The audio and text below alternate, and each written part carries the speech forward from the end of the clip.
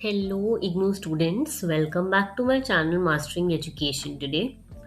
आज का वीडियो ना ये वाला वीडियो बहुत इंपॉर्टेंट होने वाला है उन लोगों के लिए जिनके इनमें से कोई भी डाउट्स हैं। ओके, मैंने यहाँ पे 7 चीजें मेंशन करी हैं। इन 7 चीजों में से अगर आपके कोई भी डाउट है, एक चीज का डाउट, या इन 7 में से आपको कोई भी मेरे से क्वेश्चन पूछना है, या फिर आप ये सब कमेंट्स कर रहे हो, तो ये वीडियो आपके लिए है। हम एक एक क्वेश्चन के बाद एक एक मैं चीज आंसर करूंगी ताकि आप लोगों को आराम से चीजें समझ आए। ओके, ये सारी वीडियो रिजल्ट से रिलेटेड होने वाली है, इग्नू के रिजल्ट से related, grade card, marksheet, assignment, ये सब। ओके, जैसे कि आप स्क्रीन पे देख सकते हो, फर्स्ट चीज जो लोग मेरे से बार बार पूछ रहे हैं कि मैम मेरे 4 सब्जेक्ट्स हैं टोटल, उनमें से मेरे 2 का रिजल्ट आ गया है और 2 का भी नहीं आया, तो ऐसा क्यों हो रहा है। ओके, मैं आपको एक फोटो से रेफरेंस देती हूँ। जैसे अगर आप ये ग्रेड कार्ड देखो तो इसमें देख रहे हो आप 4 सब्जेक्ट्स हैं और 3 का रिजल्ट आ गया है, 1 का रह गया है ना। तो ऐसा क्यों होता है, मेरी बात सुनना ध्यान से, ठीक है। हो सकता है कि तुम्हारे स्टडी सेंटर पे ना तुम्हारे MSO 001 के सारे पेपर पहले चेक हो गए, 2 के हो गए, 4 के हो गए, 3 के अभी पेपर चेक ही नहीं हुए हैं। हर स्टडी सेंटर पे अलग अलग जगह पे अलग अलग पेपर चेक हो रहे होते हैं। हो सकता है एक स्टडी सेंटर पे पहले MPS के पेपर चेक हो गए, एक स्टडी सेंटर पे पहले MSO के हो गए, और उसमें भी MSO 3 का अभी नंबर नहीं आया शीटों का। उन्हें पहले MSO 1 के कर लिए, फिर 2 के कर लिए, फिर 4 के कर लिए। तो हो सकता है आगे आने वाली अपडेट्स में तुम्हारे MSO 003 का रिजल्ट आ जाएगा। ओके, बात समझ आई। अब देखो, ये हो सकता है अगली अपडेट में आ जाए, उससे अगली अपडेट में आ जाए। अभी कम से कम ना 20 से 25 अपडेट और आनी है। अभी सिर्फ 5-6 अपडेट्स आई हैं। अभी 2 महीने तक रिजल्ट आता रहेगा, मार्च के एंड तक लगा लो। तो अभी बहुत सारे अपडेट आने हैं। तो अगर तुम्हारा 4 में से 2 सब्जेक्ट का या 3 सब्जेक्ट का रिजल्ट आ गया है तो चौथे का भी आ जाएगा, ठीक है। अगर तुमने अपनी आंसर शीट सबमिट करी थी इन्विजिलेटर को, तुमने जो अटेंडेंस शीट वो भरते हैं वहां पर हम लोग जब एग्जाम दे रहे होते हैं, वो सही से भरी थी, तो तुम्हारा रिजल्ट पक्का आएगा। ओके, पहला डाउट ही क्लियर हो जाना चाहिए कि मेरे 4 में से 2 सब्जेक्ट का रिजल्ट आ गया, 2 का क्यों नहीं आया। ओके, नेक्स्ट क्वेश्चन जो बहुत बार मुझे पूछ रहे हैं लोग कि मैम मेरे दोस्त का तो ये वाले सब्जेक्ट कोड का रिजल्ट आ गया है लेकिन मेरा रिजल्ट अभी तक क्यों नहीं आया। अब मैं इसका भी ना तुम्हें एक सीधा देती हूँ। ये देखो, मैंने ना अपने टेलीग्राम चैनल पे एक पोल करवाया था कि किस किस का कौन से सब्जेक्ट का रिजल्ट आ गया है। तो बहुत लोगों ने 60% लोगों ने वोट करा कि उनके MEG 5 का रिजल्ट आ गया है।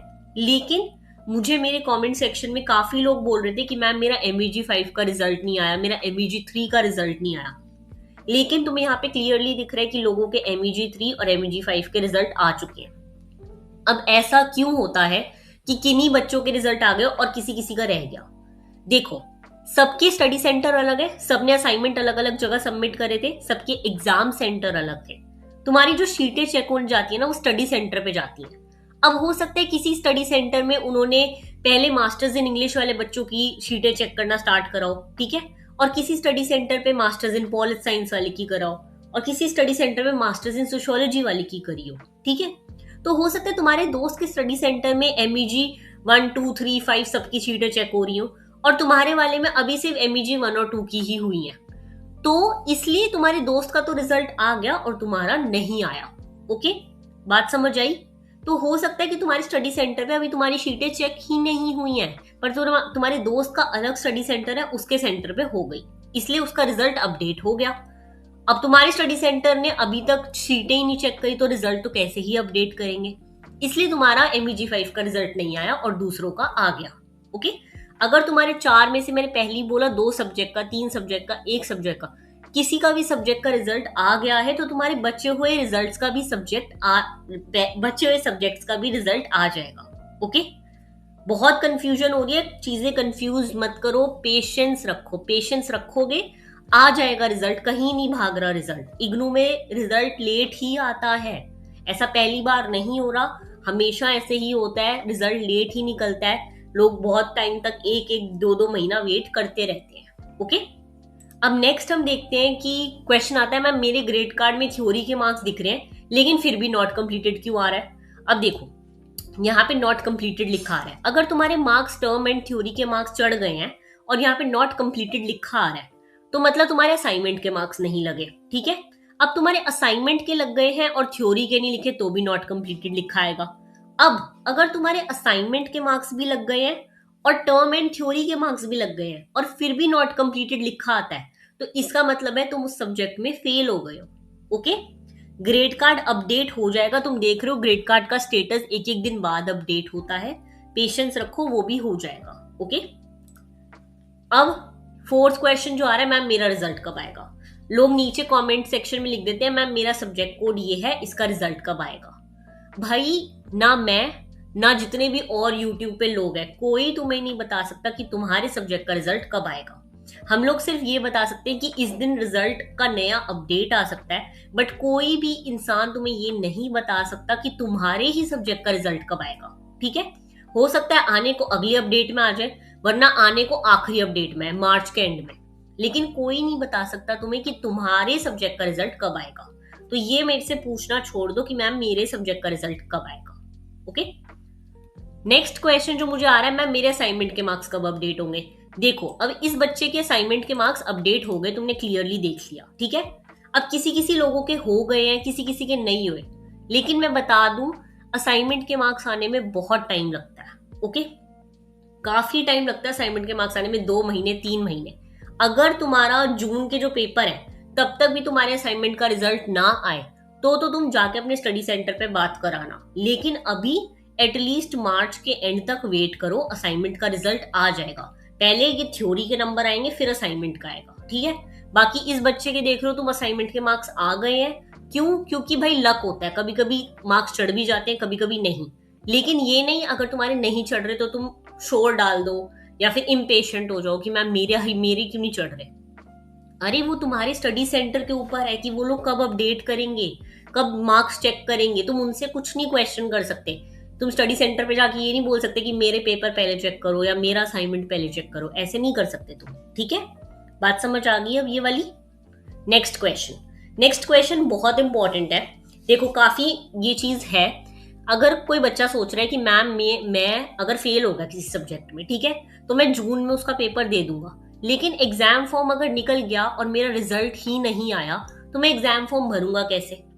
तो मैं तुम्हें ये बात क्लियर कर दूं, देखो अगर किसी भी सब्जेक्ट में ना तुम फेल हो जाते हो, जैसे बच्चा यहाँ पे बीपीएससी में फेल हो गया है, अब ये रीवैल्यूएशन नहीं करता और ये सोचता है मैं जून में पेपर दे दूं। ठीक है, अब ऐसे ही देखो किसी का रिजल्ट आया ही नहीं मार्च के एंड तक और वो सोच रहा है एग्जाम फॉर्म बंद हो जाएगा, मैं कैसे करूंगा।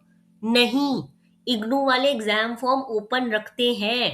इग्नू का एग्जाम फॉर्म निकलेगा, 15-20 दिन का टाइम देंगे, फिर डेट एक्सटेंड करेंगे, फिर 15 दिन का टाइम देंगे, फिर डेट एक्सटेंड करेंगे, 15 दिन का टाइम देंगे, उसके बाद वो लेट फीस के साथ भी 15 दिन का टाइम देते हैं। तो ऐसे करके 2 महीने तक एग्जाम फॉर्म खुला रहता है। तो अगर मार्च में निकलेगा ना तो तुम लगा लो जून में पेपर है तो अप्रैल मई तक तो वो चलता रहेगा एग्जाम फॉर्म। तो इस बात से बिल्कुल मत डरो कि मैम मैं फेल हो गया, मेरा रिजल्ट बहुत लेट आया तो मैं एग्जाम फॉर्म कैसे फिल करूंगा। अरे एग्जाम फॉर्म रहेगा, कहीं नहीं जाएगा, अभी निकलने तो दो एग्जाम फॉर्म। ठीक है, एग्जाम फॉर्म निकलता भी है तो भी उसकी डेट 2 बार एक्सटेंड होती ही होती है 15-15 दिन के लिए, तो वो एग्जाम फॉर्म रहेगा, उसकी टेंशन मत लो। अभी तक इग्नू में एडमिशन चल रहे हैं, डेट कब की निकाली थी, जनवरी की, उसके बाद उसको एक्सटेंड कर दिया, फिर एक्सटेंड कर दिया, तो ये डेट एक्सटेंड होती रहती है, ये मत टेंशन लो। उन्हें भी पता है कि बच्चों को एग्जाम फॉर्म फिल करना पड़ेगा, जिस सब्जेक्ट में वो फेल हो गए हैं तो वो एग्जाम फॉर्म ओपन रखेंगे, इस बात के लिए तुम बिल्कुल टेंशन मत लो। ओके, अब नेक्स्ट जो मेरे को काफी क्वेश्चन आ रहा है, मैम ग्रेड कार्ड में मार्क्स कब अपडेट होंगे। ये देखो ग्रेड कार्ड में ना क्लियरली एक एक दिन बाद मार्क्स अपडेट हो रहे हैं। अगर तुम्हें रिजल्ट में मार्क्स दिख गए हैं और ग्रेड कार्ड में नहीं दिखे तो प्लीज उसके लिए इम्पेशेंट मत हो।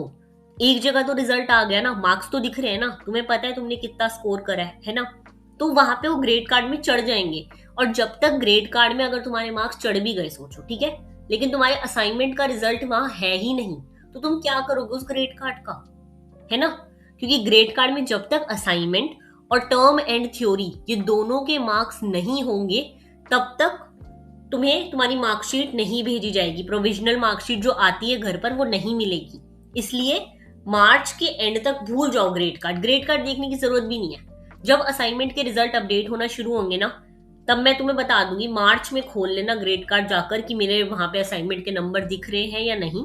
तब तक के लिए अपना जो टर्म एंड रिजल्ट है वहां पे अपने मार्क्स वगैरह चेक करते रहो अपने एग्जाम्स के। बाकी जैसे ही ग्रेड कार्ड वगैरह अपडेट होएगा वो कंप्लीट होके ना कुछ ऐसा दिखेगा जिसमें असाइनमेंट के मार्क्स होंगे, टर्म एंड के मार्क्स होंगे, सब कुछ कंप्लीटेड होगा। ठीक है, अगर नॉट कंप्लीटेड लिखा आ रहा है तो इसका मतलब किसी एक के मार्क्स नहीं चढ़े, या तो असाइनमेंट के या फिर टर्म एंड थ्योरी के, या फिर अगर दोनों के मार्क्स चढ़े हुए हैं तो तुम फेल हो गए हो। ओके, अब इसके अलावा अगर तुम्हें कोई भी और डाउट है तो तुम नीचे कमेंट कर देना, मैं एक और वीडियो बना दूंगी। लेकिन अगर इनमें से कोई भी तुम्हारे डाउट्स थे और तुम्हें ये चीज समझ आ गई हो तो प्लीज नीचे थैंक यू लिख देना, क्योंकि मैंने बहुत मेहनत करी है ये चीज समझाने में तुम्हें सब कुछ। इसके अलावा कोई और डाउट्स हो नीचे कमेंट जरूर कर देना, मैं हेल्प कर दूंगी। लेकिन ये सारे क्वेश्चन मेरे पास वापस नहीं आने चाहिए कि मैम ऐसे हो गया तो ऐसे क्यों नहीं हो रहा, मेरा रिजल्ट क्यों नहीं आ रहा, मेरा रिजल्ट कब आएगा, ये सब मत पूछना। ठीक है, कोई फायदा नहीं है पूछ के।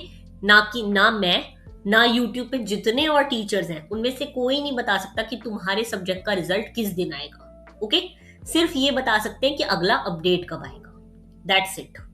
ओके, अब चीजें समझ आ गई हो तो बहुत अच्छी बात है। All the very best for your exams, for your assignments. कोई भी डाउट हो नीचे पूछ लेना। Thank you so much for watching till the and. Please एक नीचे छोटा सा थैंक यू लिख देना ताकि मेरे को मोटिवेशन मिल जाए तुम्हें हेल्प करने का। और ओके, मिलते हैं नेक्स्ट वीडियो में। All the very best.